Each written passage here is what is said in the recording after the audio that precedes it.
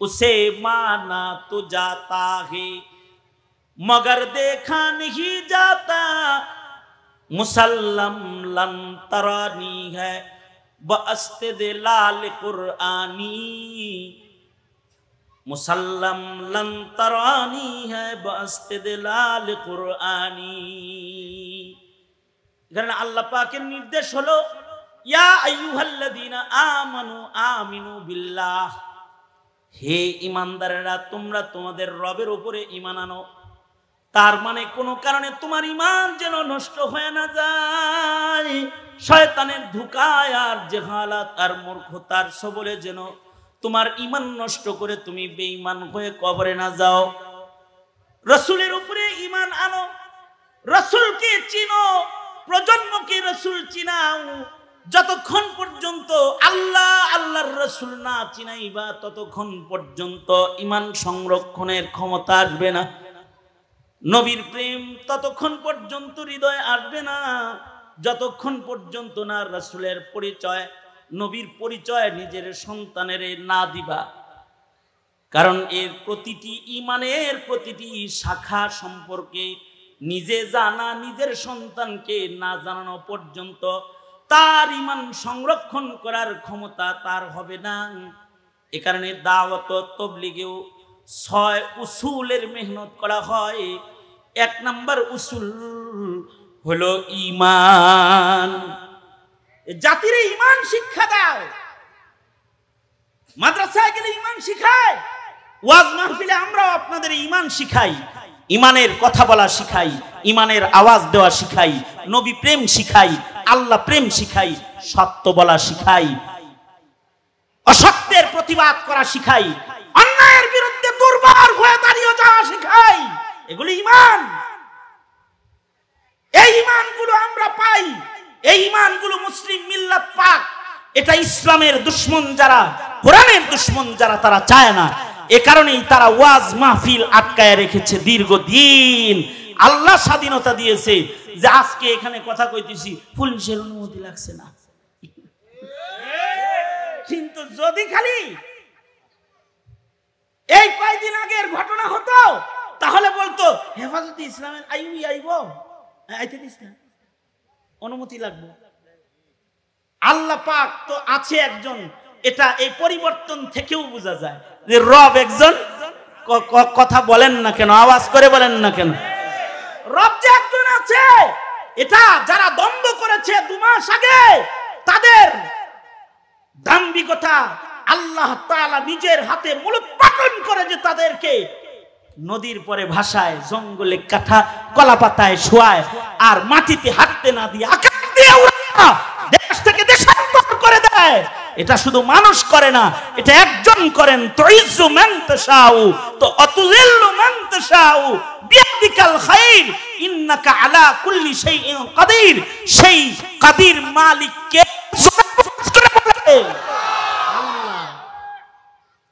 নিজের সন্তানকেই রব চিনাইতে হবে, ধর্ম চিনাইতে হবে, দিন চিনাইতে হবে, ইসলাম চিনাইতে হবে। আর এই চিনানোর জন্য এরকম আয়োজনে যায়া বসার দরকার আছে। স্কুল কলেজে ডিগ্রি সব বাইকটা খাওয়ায়া দিয়েও নিজের সন্তানের ঈমান রক্ষা করতে পারবে না মুসলমান।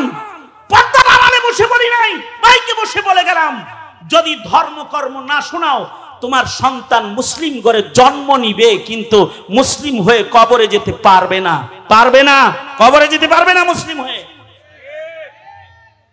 সুতরাং মুসলিম হয়ে সন্তানকে কবরে যাওয়ার সুযোগ দাও, ঠিক কিনা? মুমিন হয়ে কবরে যাওয়ার সুযোগ দাও। ঈমান শিখাও, ইসলাম শিখাও। দায়িত্বটা পালন করতে পারবেন তো ইনশাআল্লাহ?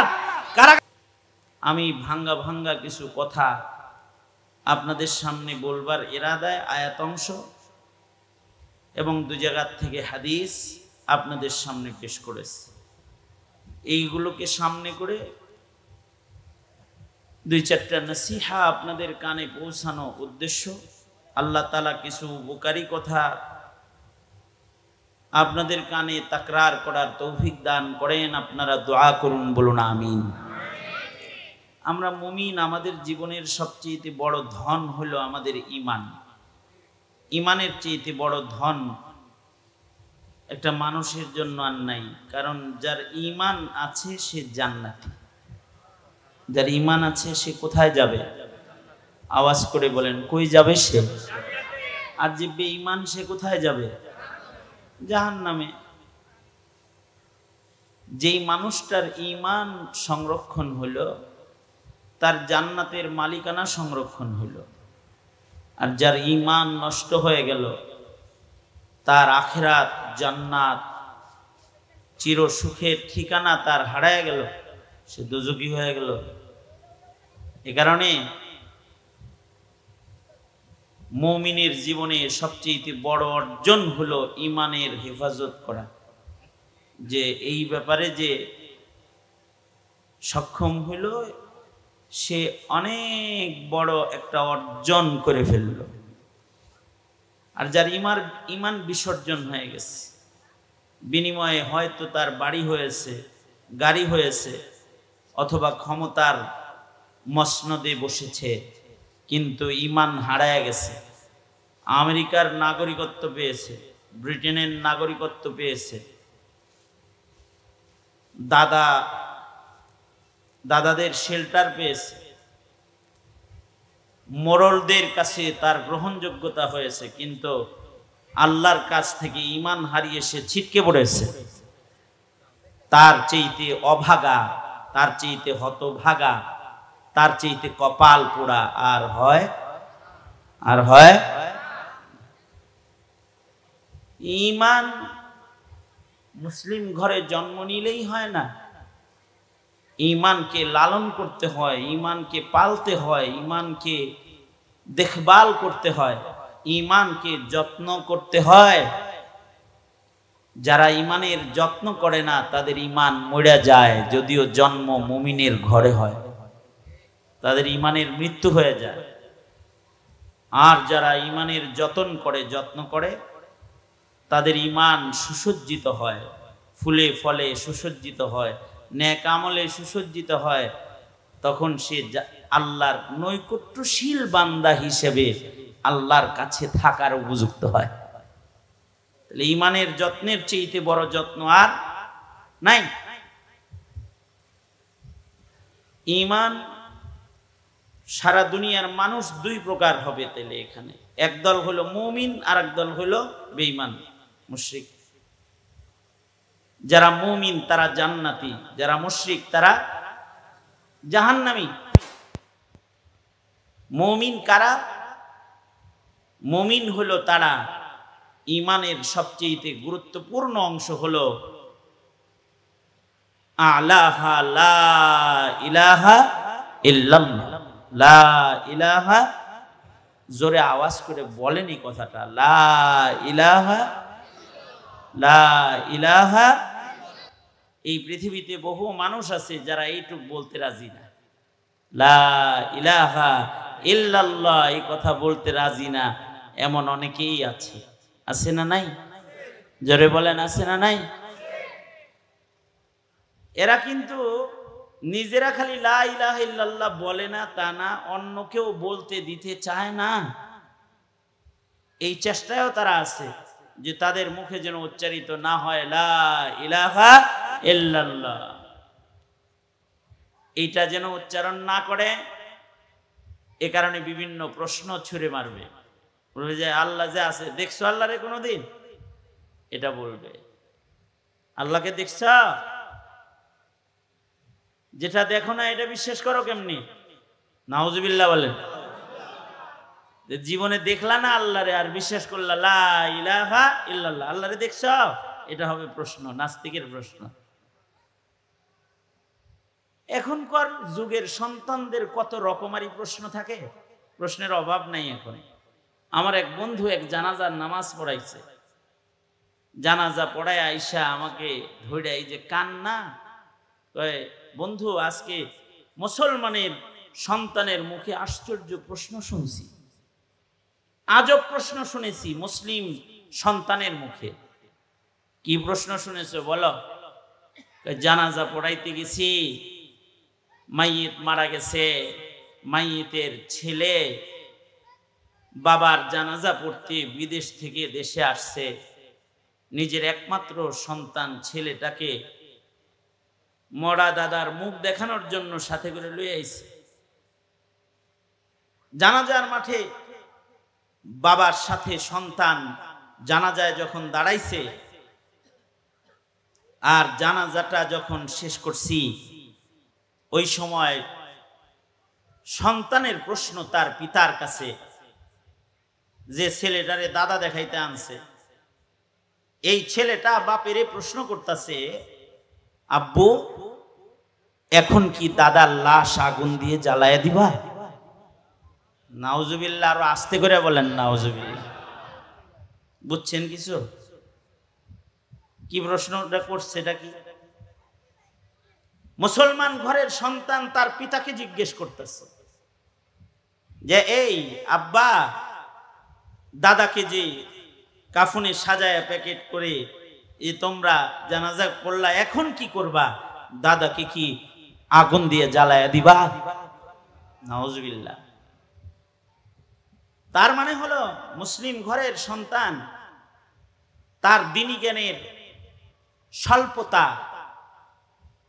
দ্বীনহীনতা, এটার করাল গ্রাস এমন ভাবে শিকড় গেড়ে বসে গেছে যে মুসলিম ঘরে জন্মগ্রহণ করার পরে মুসলমানের একটি সন্তান সে কবরও চিনে না, কবরস্থানও চিনে না, আর শ্মশানও চিনে না। মুসলমান মরলে কই যায়? মুসলমানের কি হয়? মুসলমানের সাথে মরার পরে কি আচরণ হয়? আর কাফেরের সাথে মৃত্যুর পরে কি আচরণ হয়? মুসলিম ঘরে জন্মায়েছে বটে, কিন্তু এতটুকুন শিক্ষা বাবার কাছ থেকে পায় নাই বিধায় জানাজার মাঠে দাঁড়ায় বাবাকে বলে, আব্বু দাদাকে কি আগুনে জ্বালাইবা এখন? গুরুস্থানও চিনে না, আর শ্মশানও চিনে না।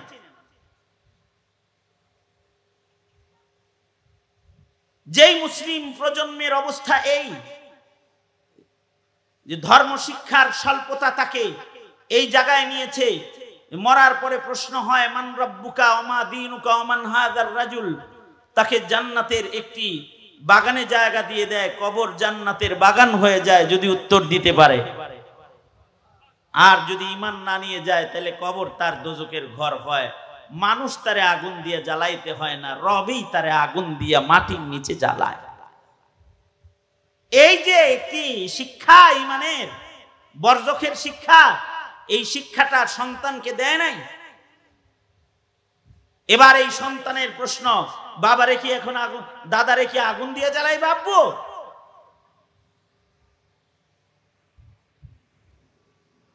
তবে কেন এই জিজ্ঞাসা কেন করলো? মুসলিম ঘরের সন্তান হয়ে কবর অথবা কবরের প্রশ্ন, বরজখ অথবা আখিরাত সম্পর্কে কোনো ঈমান সে শিখতে না পারলেও হিন্দি সিনেমা পিতা মাতার পাশে বসে দেখতে দেখতে মানুষ মরলে আগুনে পোড়ায় নাটক সিনেমা দেখে এটা শিখে নিজের দাদাকে আগুনে পোড়ানোর কল্পনা করা শিখে ফেলেছে। এই তো হাল। আমাদের অপরাধ হলো আমরা ঈমানের কথা বলি, এ কারণে হাতকড়ি পড়তে হয়, জেলখানায় যেতে হয়, আর জুলম ও সিতমের শিকার হতে হয়। আপনাদেরকে ঈমানের কথা বলি, এটাই অপরাধ, এছাড়া কোনো অপরাধ না। কারণ কেউ কেউ স্বপ্ন দেখে, কেউ দেখেছে স্বপ্ন, আপনাদেরও যদি হিন্দু বানান যায় সবাই তাহলে ভালো।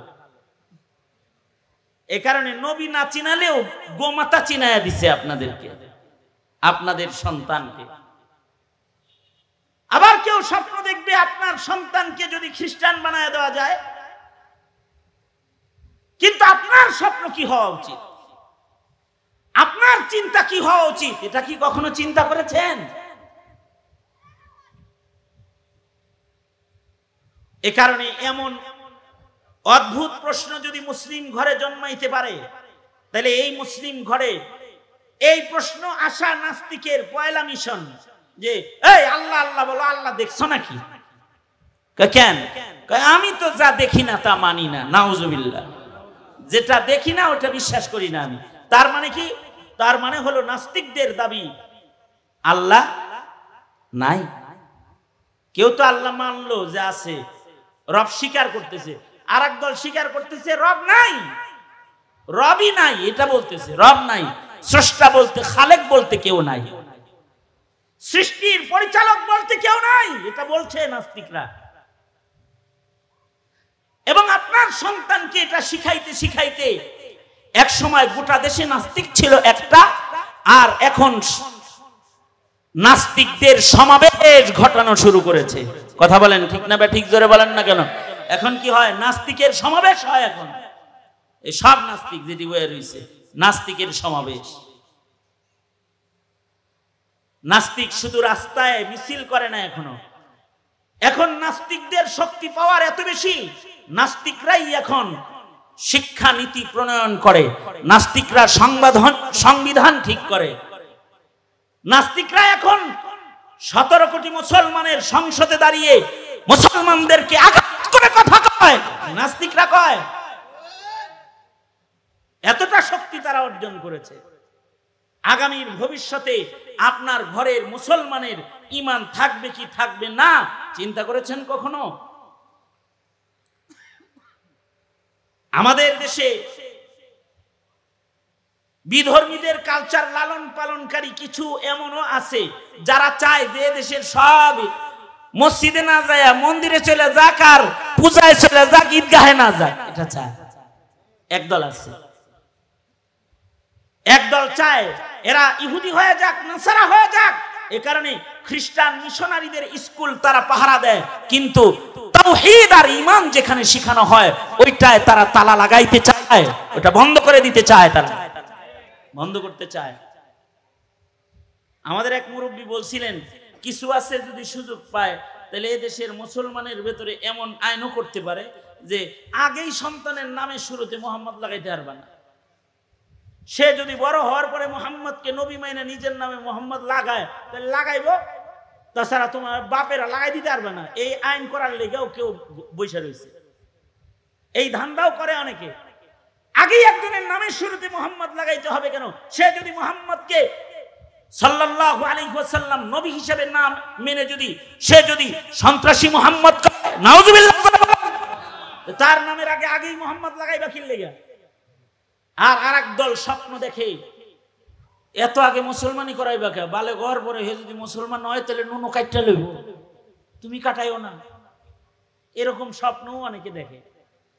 সুতরাং এইরকম স্বপ্ন দেখার মানুষ যখন মুসলমানের পাড়ায় পাড়ায় মহল্লায় মহল্লায় নাস্তিকতা লালন করে বসে আছে, ওই সময় আপনার সন্তানের ঈমান রক্ষার জন্য আপনার কি করা দরকার কখনো চিন্তা করছেন? যে সন্তানটা ঈমান লয়ে যায় না থুয়ে যায়, চিন্তা করছেন কখনো? চিন্তা তো করি নাই আমরা। এ কারণে সন্তানদের প্রশ্ন যে রব দেখি না, স্কুল কলেজের ছাত্র যারা আছো তোমাদেরকে প্রশ্ন দিবে, তোমাদেরকে এ কারণে এই বয়ান শোনাচ্ছি। রব দেখি না মানি না, সব কিছু দেখা মানতে হয় না, না দেখেও কিছু কিছু মানতে হয়।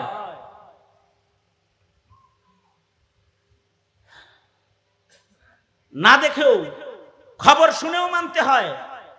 বাপ মরে গেছিল তুমি যখন মার পেটে, বাবার নাম জিগাইলে তোমার বাবার নামটা দেখা না শুই নেই বলতে হয় মায়ের কাছ থেকে। বাবার কবর কোনটা এটা মার কাছ থেকে শুনেই জিয়ারত করতে হয়, এটা তোর বাবার কবর। এ কারণে এই মা বাবার জায়গায় ইলমে দ্বীনের আলো লয়ে যারা বসে থাকে তাদের কথা মতো তারা যেভাবে বললে দেয়, না বুঝাও তোমার ওই খবর শুই নাই ইয়াকিন রাখতে হয় যে কোরআন পড়া হুজুর যেহেতু বলছেন আল্লাহ আছে তো আছে, আর আমার নবী যে মুহাম্মদুর রাসূলুল্লাহ তার রওজা যে এটাই আমার নবীর রওজা। বাপের কবর মানতে পারলা, নবীর কবর মানবে না? অথবা সৃষ্টির ভেতরেও এমন কিছু আছে যা তুমি দেখো, সব দেখো এরকম না। যেমন বাতাস, বাতাস দেখছেন? কথা কয় না। বাতাস দেখছেন চোখ দিয়া? আমি তো দেখিনি বাতাস। হ্যাঁ, বাতাসের প্রভাব দেখেছি। যদি বলা হয় এই বাতাস আসেনি রে, কয় একটু বাতাসও নাই। বুঝলি কেমনি? কয় পাতা একটাও লড়ে চড়ে না। কয় বাইরে প্রচন্ড বাতাস, বুঝলি কেমনে? কয় ডালপালা ভাঙে গেল। ডালপালা ভাঙ্গা দেখা বুঝলা বাতাস আছে, পাতা নড়ে না দেখা বুঝলা বাতাস নাই। রবের এমন কিছু তুমি চোখে দেখো না যা দেখে বোঝা যায় রব আছে, স্রষ্টা আছে, আল্লাহ আছে, এটা বুঝো না? তোমার নাপাক চোখ যা দিয়া নোংরামি, ফষ্টামি, নষ্টামি, অনলাইনের পাপাচার করো, যেটা দিয়ে নগ্ন ছবি দেখো, এটা দিয়ে রব দেখতে চাও? এই নাপাক চোখ দিয়ে দেখতে চাও? চর্ম চোখ দিয়ে না। তুমি দেখতে না পারলেও তাকে মানবা, এটার নাম ঈমান। उसे माना तो जाता है मगर देखा नहीं जाता, उसे माना तो जाता है मगर देखा नहीं जाता, मुसल्लम लम तरानी है बस्ते दिलाल कुरानी, मुसल्लम लम तरानी है बस्ते दिलाल कुरानी।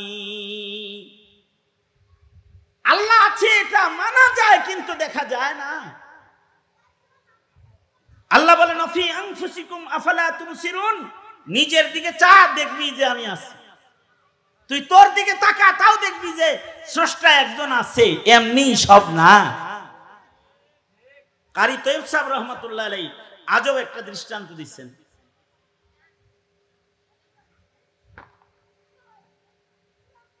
বিজ্ঞান গবেষণা করে 4 জিনিসকে একত্রিত করতে পারে না। 4 ধাতুকে একত্রিত করতে এখনো পারে নাই, পারবেও না।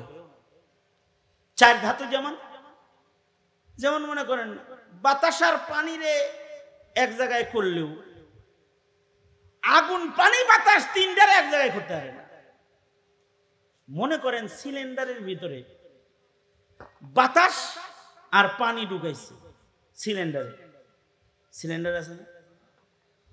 আরে মেজবাতি চিনেন না? মেজবাতি যেটা টিপ দিয়ে জ্বালায়, যেটা দিয়ে কাঠি জ্বালায়, কি? হ্যাঁ, গ্যাস লাইটের ভিতরে বাতাস পানি একসাথে ঢোকায়, আটকায়ও রাখতে পারে। কিন্তু কোন কারণে যদি এই বাতাস আর পানির এই প্যাকেটের ভিতরে আগুন ঢুকে যায়, তাতে পকেটে রাহন যাইব তো? হ্যাঁ, পকেটে রাহা যাইব তো?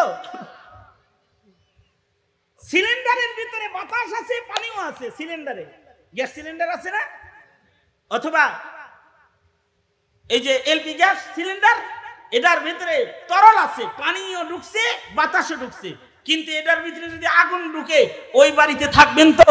সিলিন্ডার ব্রাস্ট হয়ে 2-4টা হোটেল, বিল্ডিং এ আগুন লাগে নাই? কথা বলেন না কেন? নিরাপদ না।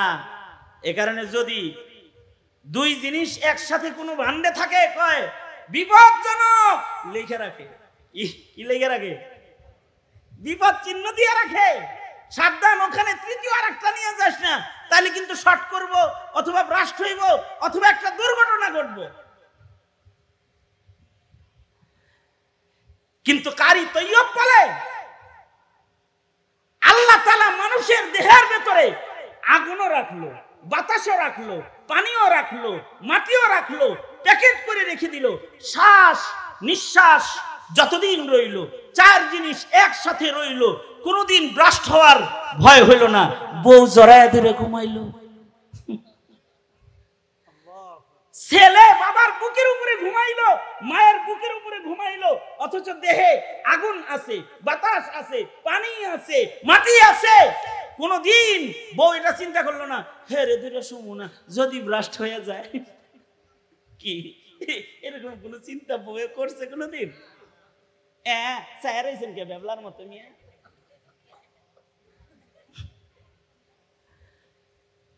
এরকম চিন্তা কখনো সন্তানও করে নাই, বিবিও করে নাই। 70 বছর 80 বছর, সেদিন দেখা হয়েছে 109 বছর বয়সে বুড়ার লোকের। আমি হেরে দেখি আর চিন্তা করি 109 বছর বইরা আল্লাহ এর ভিতরে এই 4 জিনিস প্যাকেট করে থুইছে, এখনো তাকে বোমা হিসাবে কেউ স্বীকৃতি দেয় নাই। এই যে কামটা করেছে, বলুন তো এ কাম কি পৃথিবীর কোন আধুনিক বিজ্ঞানে করেছে নাকি আল্লাহ নামক রবের কুদরতে করেছে? আল্লাহ নামক রবের কুদরতে করেছে। অফি আনফুসিকুম আফালা তুবসিরুন, তোমার দেহের ভিতরে তাকাও, তোমার মুখে উচ্চারিত হবে লা ইলাহা ইল্লাল্লাহ। জোরে আওয়াজ করে বলেন লা ইলাহা ইল্লাল্লাহ। আমাদের সন্তানদেরকে আধুনিক শিক্ষা কমিশন আমাদের সন্তানদের প্রাণী বিজ্ঞান শিখায়। কি করতে? প্রাণী বিজ্ঞান দিয়ে কি শিখাইব? প্রাণী বিজ্ঞান মানে প্রাণীর ভিতরে কি কি জ্ঞান বিজ্ঞান আছে এগুলো শিখায়, তাই না? প্রাণী বিজ্ঞান শিখাইতে যে আমাদের ছেলেদেরকে ডারউইনের ভ্রান্ত মতবাদ পড়ায়া মানুষে বান্দর বানানোর চেষ্টা করছে না? আমাদের কওমি মাদ্রাসায় একটা প্রাণী বিজ্ঞানের বই আছে, বইটার নাম হলো হায়াতুল হাইওয়ান, কামালউদ্দিন দমেরি রহমাতুল্লাহি আলাইহি এই বইটার লেখক। উনি প্রাণী বিজ্ঞানের উপরে গবেষণা করে কিতাব লিখেছেন হায়াতুল হাইওয়ান। পৃথিবীর সকল হাইওয়ানাতের আজব তথ্য তুলে ধরেছেন। দেখছো একটা সাপ, এক সাপের মুখে আছে বিষ, আরেক সাপের মুখে আছে রস, আরেক সাপের মুখে আছে দাঁত, আরেক সাপের মুখে আছে মাথায় আছে এটা অমুক তমুক। এক সাপ কামড় দেয়, এক সাপ পেঁচাইয়া যাইতে ধরে, আরেক সাপ গিলে। দেখতে সাপ একই রকম কিন্তু এত সুন্দর কিছু। এটা তো এইখানে এইভাবে setting get up set up, যেটা এটা তোমার কোন বিজ্ঞানে দিছে? এই দুই দাঁতের বিষের ভেতরে বিষাক্ত এমন জিনিস কে লুকায়া দিছে? চিন্তা করছো কখনো? আবার উনি বলে দেখো সাগরের নিচে মাছ, মাছের লেজের ভিতরে রংধনু স্টাইলের কালার, কোন তুলিওয়ালা পানির নিচে এত সুন্দর কালার এখানে করেছে? চিন্তা করেছো কখনো? এটা মানুষের বিজ্ঞানের মেশিন দিয়া এমন জটিল কঠিন ছাপ দেওয়া মেশিনের দ্বারায় তুলির দ্বারায় সম্ভব নয়। তবে রব নামক আল্লাহ নামক রবের মহা কুদরত দিয়া এর চেয়েও আরো বেশি সূক্ষ্ম বিষয় সম্পাদন করা সম্ভব। মানে প্রাণী বিজ্ঞান লেখে লেখে মানুষকে তাওহীদ শিক্ষা দিচ্ছে, তাওহীদ শিক্ষা দিয়েছে। তো ওইখান থেকে ছোট্ট একটা কথা বইলা আমি আমার আলোচনার একটা পার্ট শেষ করে দিই। সেটা হলো কামালউদ্দিন দমেরি রহমাতুল্লাহ আলাইহি কবুতরের খাসলত বর্ণনা করেছেন নিজের কিতাবে। কবুতরের সাথে আপনাদের সবার পরিচয় থাকাটাই স্বাভাবিক। কবুতর মানুষ পালে, ছাদের উপরে কবুতরের ঘর কারোর কারোর আছে। আমিও কিছুদিন কবুতর পালছি সব করে, পরে আর পারি না দেখে পরে ঘর শুদ্ধ চালাইছি। কিছুদিন আমি পালছি। আমি কিছুদিন আগে মিরপুর 1 নম্বরে আমার এক ভক্তের বাসায় গেছি। তার বাসার উপরে কোটি কোটি টাকার কবুতর আছে। এক একটা কবুতরের মূল্য নাকি 4 লাখ 5 লাখ 6 লাখ টাকায় চাইয়া দেখতেছি আর কি। কিনলে কি এত দাম? তো এটা দিয়ে ইনকাম করুন যায় আবার লাখ লাখ। এটা দিয়া প্রতিযোগিতা উড়ে রেস প্রতিযোগিতা যেটা এইটা কাউন্ট হয় এর প্রতি এই ট্রেন করায় কবুতর দিয়ে। কবুতর তো মানুষ পালে। আপনারা যারা কবুতর সম্পর্কে ন্যূনতম আইডিয়া রাখেন তাদেরও কথাটা জানার কথা। আপনাদের একটা জানা কথা বলতেছি, সেটা হলো কবুতর যখন বাচ্চা দেয়, কবুতরের যখন বাচ্চা হয়, বাচ্চা হওয়ার পরে 3 দিন পর্যন্ত কবুতর নিজের বাচ্চার কাছ থেকে আলোক হয় না। 3 দিন কবুতর তার বাচ্চাকে লাগাতার পাহারা দেয়। এই 3 দিন কবুতর যে পাহারা দিল বাচ্চারে কি করে, এইটা হলো কামালউদ্দিন দমেরির বক্তব্য। সেটা হলো উনি বলেন যে কবুতরের পাকস্থলী যেটা এটা এরকম থাকে, টিউব যেরকম 2 পাশ মিলা থাকে, হাওয়া দিলে ফুলে। কবুতরের খাদ্য থলিটা এরকম একটা আরেকটার সাথে লেগে থাকে। যতক্ষণ পর্যন্ত এখানে পাম্পিং না করা হবে ততক্ষণ পর্যন্ত পাকস্থলী খুলবে না। আর পাকস্থলী না খোলা পর্যন্ত এই কবুতরকে কিছু খাওয়ানো সম্ভব হবে না। এই ছোট্ট বাচ্চাগুলোর পাকস্থলী কে খুলবে? তাই মা 3 দিন পর্যন্ত নিজের ঠোঁট দিয়া নিজের বাচ্চাদের মুখে শ্বাস দিতে থাকে, বাতাস দিতে থাকে আর টানতে থাকে, আর বাচ্চার পাকস্থলী খুলতে থাকে। 3 দিন পরে যখন পাকস্থলী খুলে যায়, মা বাহির থেকে নিজ ঠোঁটে করে খাবার এনে নিজের সন্তানের মুখে উঠায়া দেয়। এবার কামালউদ্দিন দেবীর বক্তব্য হলো, এই কবুতরটা কোন ইউনিভার্সিটিতে লেখাপড়া করে নিজের বাচ্চার পাকস্থলী খোলা শিখলো? কে তাকে এই শিক্ষা দিয়েছে? কোন প্রফেসরের লেকচার থেকে কবুতর এত সুন্দর আধুনিক বিজ্ঞানের শিক্ষা মুখ দিয়ে শিখা বাচ্চার পাকস্থলী খুলে? তাকে শিক্ষা দেয় নাই। কোন স্কুলে তো শুধু মানুষ কি শুধু আল্লাহ কোরআন দিয়ে শিখায়েছে, রসুল পাঠায়ে শিখায়েছে তা না। আহকামুল হাকিমিন আল্লাহ তাআলা সৃষ্টি জগৎ চালাতে গিয়ে সৃষ্টি জগতের প্রতিটি সৃষ্টিকে তিনি নিজ কুদরতে অদৃশ্য থেকে আল্লাহ তাআলা নিজেই তার প্রতিটা সৃষ্টিকেও শিক্ষা দিয়ে খালিক ও মালিকের দপ্তরে তার নামকে প্রমাণ করে যায়, সব সময় প্রমাণ করে যায়। এ কারণে উসে মানা তু জাতা হে মগর দেখা नहीं जाता, उसे माना तो जाता है मगर देखा नहीं जाता। मुसल्लम लन तरानी है बस्ते दिलाल कुरानी, मुसल्लम लन तरानी है बस्ते दिलाल कुरानी। কারণ আল্লাহ পাকের নির্দেশ হলো, ইয়া আইয়ুহাল্লাযীনা আমানু আমিনু বিল্লাহ, হে ঈমানদারেরা তোমরা তোমাদের রবের উপরে ঈমান আনো। তার মানে কোনো কারণে তোমার ঈমান যেন নষ্ট হয়ে না যায়, শয়তানের ধোঁকায় আর জাহালাত আর মূর্খতার সবলে যেন তোমার ঈমান নষ্ট করে তুমি বেঈমান হয়ে কবরে না যাও। রাসূলের উপরে ঈমান আনো, রাসূলকে চিনো, প্রজন্মকে রাসূল চিনাও। যতক্ষণ পর্যন্ত আল্লাহ আল্লাহর রাসূল না চিনাইবা ততক্ষণ পর্যন্ত ঈমান সংরক্ষণের ক্ষমতা আসবে না। নবীর প্রেম ততক্ষণ পর্যন্ত হৃদয়ে আসবে না যতক্ষণ পর্যন্ত না রাসূলের পরিচয়, নবীর পরিচয় নিজের সন্তানের না দিবা। কারণ এর প্রতিটি ঈমানের প্রতিটি শাখা সম্পর্কে নিজে জানা, নিজের সন্তানকে না জানানো পর্যন্ত তার ঈমান সংরক্ষণ করার ক্ষমতা তার হবে না। এ কারণে দাওয়াত তাবলীগেও 6 উসুলের মেহনত করা হয়। 1 নাম্বার উসুল হলো ঈমান। জাতির ঈমান শিক্ষা দাও। মাদ্রাসায় গেলে ঈমান শিখায়, ওয়াজ মাহফিলে আমরাও আপনাদের ঈমান শিখাই, ঈমানের কথা বলা শিখাই, ঈমানের আওয়াজ দেওয়া শিখাই, নবী প্রেম শিখাই, আল্লাহ প্রেম শিখাই, সত্য বলা শিখাই, অসত্যের প্রতিবাদ করা শিখাই, অন্যায়ের বিরুদ্ধে দুর্বার হয়ে দাঁড়িয়ে যাওয়া শিখাই। এগুলো ঈমান। এই ঈমানগুলো আমরা পাই, এই ঈমানগুলো মুসলিম মিল্লাত পাক। এটা ইসলামের দুশমন যারা, কোরআনের দুশমন যারা, তারা চায় না। এ কারণেই তারা ওয়াজ মাহফিল আটকায় রেখেছে দীর্ঘদিন। আল্লাহ স্বাধীনতা দিয়েছে যে আজকে এখানে কথা কইতেছি, পুলিশের অনুমতি লাগছে না।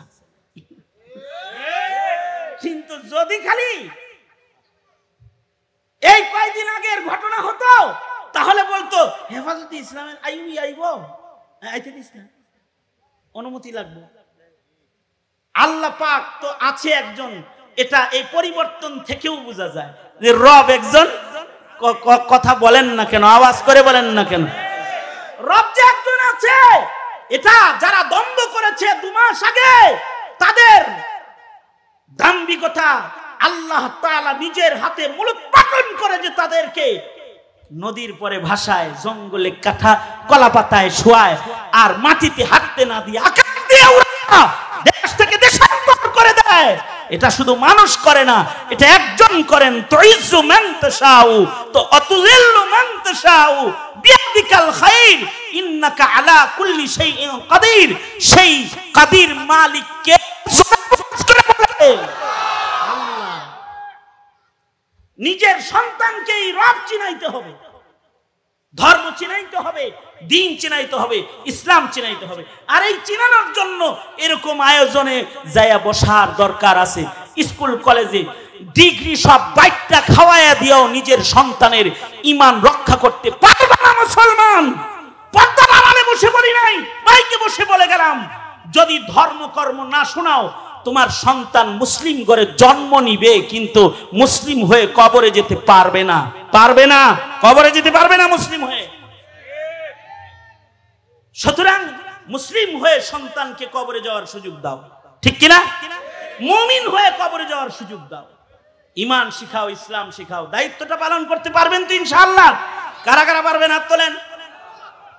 এই উলামায়ে কেরাম মেহনত করে, ঈমানের মেহনত। আলেমদের বিরোধিতা করবেন তো ইনশাআল্লাহ, নাকি কোন? হ্যাঁ, আল্লাহ সবাইকে এই সহি বুঝটা দান করো।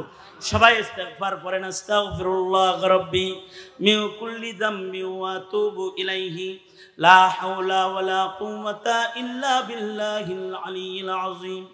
আস্তাগফিরুল্লাহাল্লাযী লা ইলাহা ইল্লা হুয়াল হাইয়ুল কাইয়্যুম ওয়া আতুবু ইলাইহি। আলহামদুলিল্লাহি রাব্বিল আলামিন। والصلاة والسلام على سيد الأنبياء والمرسلين محمد وعلى آله وأصحابه أجمعين। এলাকার যোগ্য উলামা হযরতদেরকে সাথে নিয়ে হাত তুলেছি। গভীর হৃদ্যতার সম্পর্ক যাদের সাথে রয়েছে, বিশেষভাবে দেলোয়ার মাইজি, ইয়া আল্লাহ আমার অত্যন্ত স্নেহের ছোট ভাই মুজাজ, রব্বুল আলামিন এখানে দাওরায়ে হাদিস পর্যন্ত মহিলা মাদ্রাসা চালাচ্ছে। রব্বুল আলামিন আশপাশের আইম্মায়ে মাসাজিদগুন যাদের সাথে আত্মার সম্পর্ক, মুহাব্বতের সম্পর্ক, দূর দারাজ থেকে তারা ছুটে এসে সন্ধ্যা থেকে মাহফিলটাকে পাহারাদারি করেছে। কত আলেম উলামারা বয়ান করেছে। সকলের শেষে বসে রব্বুল আলামিন ঈমানের উপরে মুখতাসার একটি সবক তোমার বান্দাদের কানে পৌঁছায়েছি। ঈমানের যত্ন করার জন্য ইয়া আল্লাহ তোমার বান্দাদেরকে দিক নির্দেশনা দিয়েছি। ভিক্ষুকের মতন দুইটা হাত বাড়ায় ধরেছি। জিন্দেগীর যত গুনাহ করেছি ওগো আল্লাহ, মেহেরবানি করে আমাদের জিন্দেগীর সব গুনাহ তুমি মাফ করে দাও আল্লাহ। মহল্লায় নতুন মসজিদ নির্মাণ হয়েছে, এলাকাবাসীকে মসজিদের হক আদায় করার তৌফিক তুমি দান করো। মসজিদের মাধ্যমে এলাকাকে আবাদ করে দাও, দ্বীনের হাওয়া চালু করে দাও, আপসে মোহাব্বত পয়দা করে দাও। আল্লাহ রাসূল চিনার তৌফিক দাও, মানার তৌফিক দাও, ধর্ম বুঝার তৌফিক দাও, ধর্মের পরে চলবার তৌফিক দাও আল্লাহ রাব্বুল আলামিন। এই মহল্লায় কত মানুষ অসুস্থ আছে, তাদের সুস্থ করে দাও। এই মহল্লার যত অসুস্থ রোগী আছে তাদের সুস্থ করে দাও। অহিত ভাইয়ের আম্মা অসুস্থ, সুস্থ করে দাও। কত মানুষ কবরে চলে গেছে, কারোর মা কবরে, কারোর বাবা কবরে। নিজের হাতে নিজের মা কবরে রাখছে, নিজের হাতে নিজের বাপ কবরে রেখেছে। ইয়া আল্লাহ, যাদের আপনজন কবর ঘরের মেহমান হয়ে গেছে আল্লাহ, তাদের তুমি কবরে আযাব দিও না, তাদের কবরগুলো জান্নাতের বাগান বানায় দাও আল্লাহ রাব্বুল আলামিন। আমার মুজাজিন হযরত উলামায়ে কেরাম যারা এখানে এসেছেন, বসেছেন, বন্ধু বান্ধব যারা এসেছেন, সকলের জন্য তোমার কাছে বিশেষ দরখাস্ত, রব্বুল আলামিন মওত পর্যন্ত ইখলাসের সাথে দ্বীনের কাজ করার তৌফিক সকলের তুমি দান করো আল্লাহ রব্বুল আলামিন। ইখলাস ও মুহাব্বতের সাথে মেহনত করার জন্য তাদের তুমি কবুল মঞ্জুর করে নাও। ইয়া আল্লাহ, বুড়াদের আবু বকর বানায় দাও, নওজোয়ান যুবক যারা তাদের খালিদ বিন ওয়ালিদ বানায় দাও, পর্দার আড়ালের মা বোনদের হযরত ফাতেমা খাদিজা বানায় দাও আল্লাহ রাব্বুল আলামিন। আল্লাহ, এই এই মুহূর্তে রবিউল আউয়াল আমাদের সালাম প্যারা নবীর রওজায় পৌঁছায় দাও। ইয়া আল্লাহ বারবার বাইতুল্লাহ রওজার জিয়ারত নসিব করে দাও রব্বুল আলামিন। আয় রব্বে করিম সুন্নতের আমলের জজবা দাও, হার কিসমের শিরক আর বিদআত থেকে সকলকে ধরে ধরে তুমি বাঁচাও রব্বুল আলামিন। ফিলিস্তিনের মজলুমদের জন্য মদদ পাঠায় দাও, বাংলায় শান্তি দাও, ঐক্যবদ্ধভাবে স্বাধীনতা রক্ষা করার তৌফিক সকলের তুমি দান করো আল্লাহ। হার কিসমের জুলুম অত্যাচার থেকে এই জমিনের মানুষ, জমিনের মুসলমানদের তুমি রক্ষা করো আল্লাহ।